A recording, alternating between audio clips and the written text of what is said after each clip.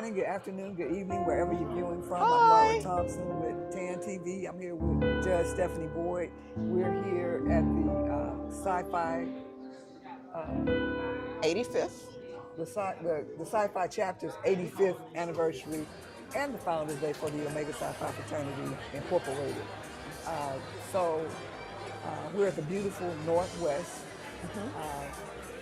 the Western Hotel at the Colonnade. And so we're celebrating, and I ran into Judge Stephanie Boyd, and it's always a pleasure to run into you. How you doing, Judge Boyd? Oh, I am doing great. Of course, it's busy because it's campaign season time for me. But of course, it's always busy because I love getting into the community and meeting people. Wow. So I was surprised to see you here. I saw you come up to the registration table. I said, oh my God, that's Judge Boyd. Oh. And I have to talk to her. So tell us a little bit about, your campaign, what court you preside over and all of those good things.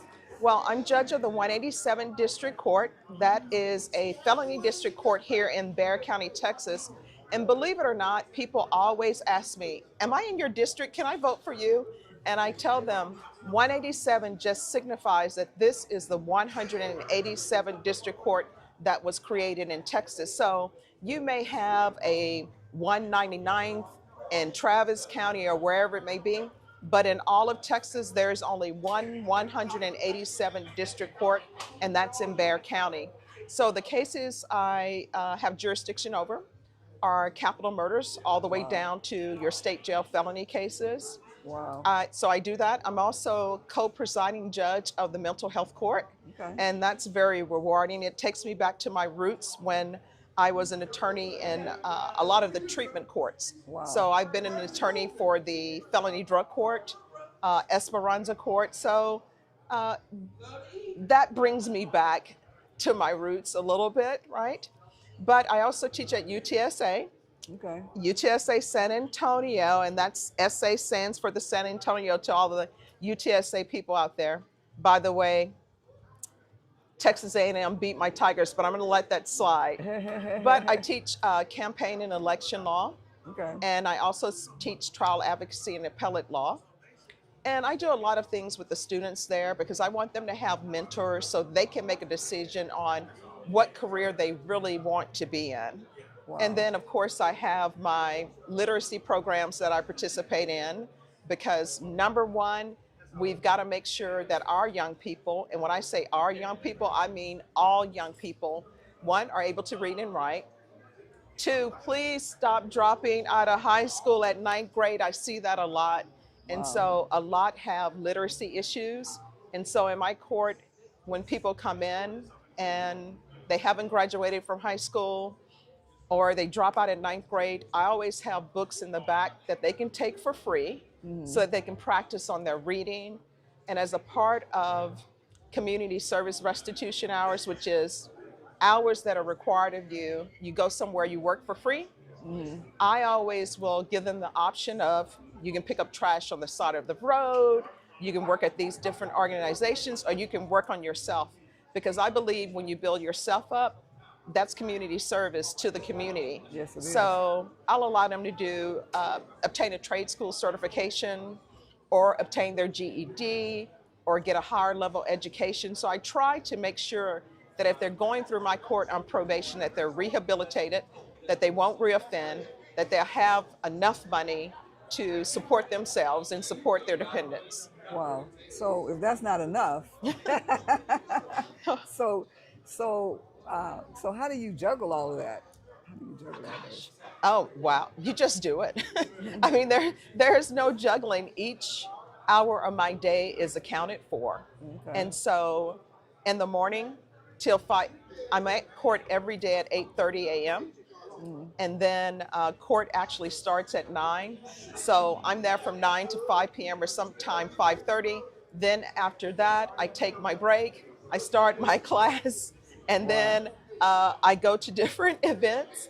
Then I go home, take a nice long bubble bath, and go to bed and do it all over again. Wow. So that's commitment. So that's the kind of person you want working for you, somebody that's going to really be working for you. And so tell us a little bit about, why you're running again and and what people can expect from you. All right. There's still more work that needs to be done in our community. The reason why I decided to run in the first place is because I saw a need. And I truly am a firm believer if that people can be rehabilitated, then rehabilitate. Of course, there are some people you have to send them to prison. But Wow. if they are going to be on probation, let's try rehabilitation and let's try programs that are really going to work so they won't reoffend. The other thing that I did when we had the pandemic and the courtrooms are shut down and we had to do social distancing, they started Zoom. And for the audience that doesn't know what Zoom is, it's where people meet online to talk in layman's terms. So once the pandemic ended and we started having court in person, I continued with it. And the reason why I did is because legally our courtrooms are supposed to be open to the public. What does that really mean, right? If you're saying it's open to the public, but I know you work 9 to 5, but I need you to come down to the courthouse, is that really open to public for people who are in the community who have to work? Right. And then you have some people who have family members and they're in another state and they need a way to appear in court. And then you have some attorneys who are saying, hey, I have to be in Travis County. I have a client in Bexar County. Can I appear by Zoom because I can't be there? Then you have some people who are in custody. They're in custody in other counties. And it costs taxpayer money to transport that person from another county to come to Bexar County. And if you can have it by Zoom, they don't need to do that. And, I tell people this, and I'm very serious when I say that. We have 3 branches of government. People must have faith and confidence in the legal branch, and people don't think of courthouses at the courthouse as the legal branch. They just think Supreme Court. Right. But we are a part of the legal branch, and we need to show people that we're operating. We need to show people that people are being treated fairly. We need to show people that this is your courtroom. And I want people to be educated because a lot of times people are not educated what happens at the courthouse. They're not educated on how they dress.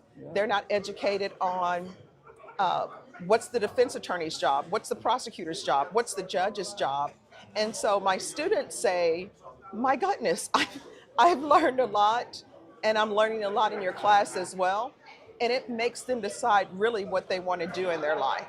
Wow. So that's phenomenal. So you heard it first. Not really first, but first tonight on TAN TV, the African American Network. We've been here with Judge Stephanie Boyd. She is running for re-election. She's going to be on the ballot for the March primaries. So get geared up. We're going to be interviewing her a little bit more at a later date so that you can learn more about the judge. Yes. Thank you so much, guys. Thank you.